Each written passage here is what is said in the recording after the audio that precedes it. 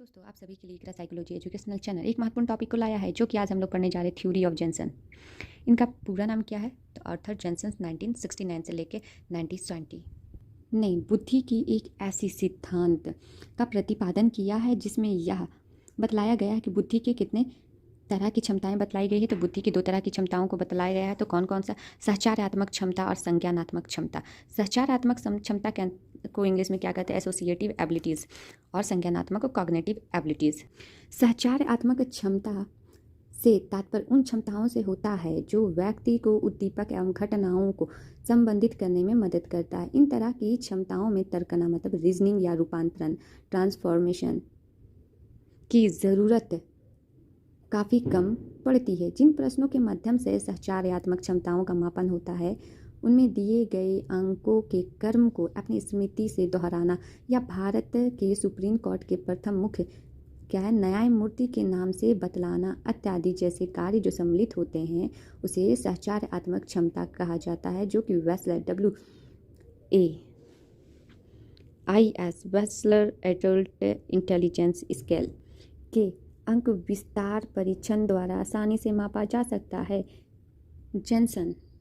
Jensen ने अपने सिद्धांत में यह भी बतलाया है कि सहचार्यात्मक क्षमता का संबंध क्या है, तो जैविक परिपक्वता से होता है और विभिन्न सामाजिक वर्गों एवं प्रजातियों में से परिपक्वता ना के बराबर भिन्न होता है।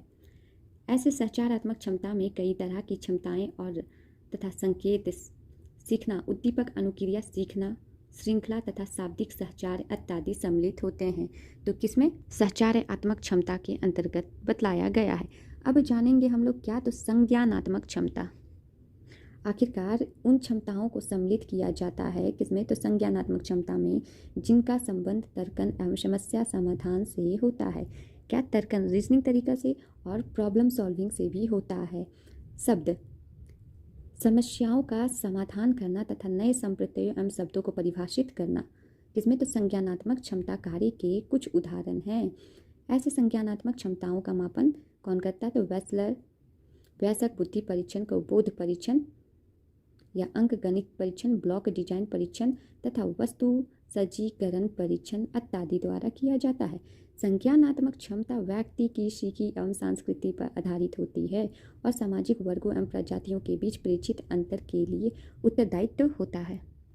अब बताया गया है कि सचमुच में जेनसन द्वारा अभिव्यक्त विचारों को मनोवैज्ञानिक कोई बिल्कुल ही नया विचारधारा नहीं मानते हैं। यहाँ तक कि परीक्षण आंदोलन के जो संस्थापक है वे भी यह मानते हैं कि बुद्धि में विभिन्न तरह की क्षमताएं सम्मिलित होती है। सचमुच में जेनसन के सिद्धांत में जो कुछ नई बात है वह यह है कि बुद्धि की ये दो तरह की क्षमताएं, जो कि क्या है? सहचार्यात्मक क्षमता और संज्ञानात्मक क्षमता होते हैं।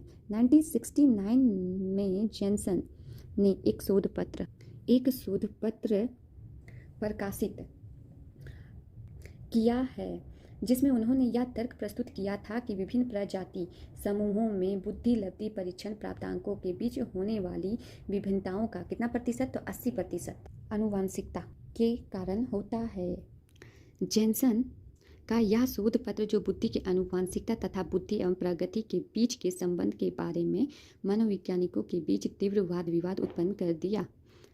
अगले 2 दशकों में यह वाद विवाद थोड़ा थम गया था, परंतु फिर 1994 में हैरिंगस्टीन एंड मर्रे ने 1994 द्वारा जब मशहूर पुस्तक जिसका शीर्षक क्या था? जिसका शीर्षक द बेल कर्व था, इसका प्रकाशन हुआ तो यह विवाद फिर से जीवित हो गया, क्योंकि इनमें इन लोगों ने मूलतः यह तर्क दिया था कि बुद्धि अधिष्ठानता 60% जन्मजात ही होता है और भिन्न भिन्न लोगों में बौद्धिक क्षमताओं को भिन्न भिन्न तरह से जन्म से ही होता है तथा बुद्धि का स्तर विभिन्न प्रजाति समूहों में भिन्न होते हैं। अब इस थ्योरी का जो निष्कर्ष निकला जाता है, यह कहा जा सकता है कि जेनसन ने अपने सिद्धांत में बहुत बुद्धि में 2 तरह की क्षमताओं का वर्णन किया गया है, जो कि आप देख सकते हैं, सहचार्यात्मक क्षमता और संज्ञानात्मक क्षमता को सम्मिलित करते हुए कहा है कि ये 2 तरह की क्षमता आनुवंशिकता की भूमिका अहम होती है। अर्थात बुद्धि का परीक्षण प्राप्तांक के बीच होने वाली अभिक्षमताओं का 80% आनुवंशिकता के ही कारण होते हैं। इसी प्रकार से मैं अपने वीडियो को यहीं पे एंड करते हुए मिलती हूँ नेक्स्ट वीडियो पे, जो कि आज हम लोग क्या पढ़ाए थे, तो थ्योरीज ऑफ जेनसेंस। इनका ऑर्थो जेनसन 1969 से लेकर 1970 तक था। इन बुद्धि की 2 तरह की क्षमताएं बताई गई है, सहचारात्मक क्षमता और संज्ञानात्मक क्षमता। सहचारात्मक के अंदर WAIS का स्केल यूज होता है और संज्ञानात्मक में ब्लॉक डिजाइन टेस्ट का यूज होता है। 80% इसमें आनुवांशिकता के बारे में बताया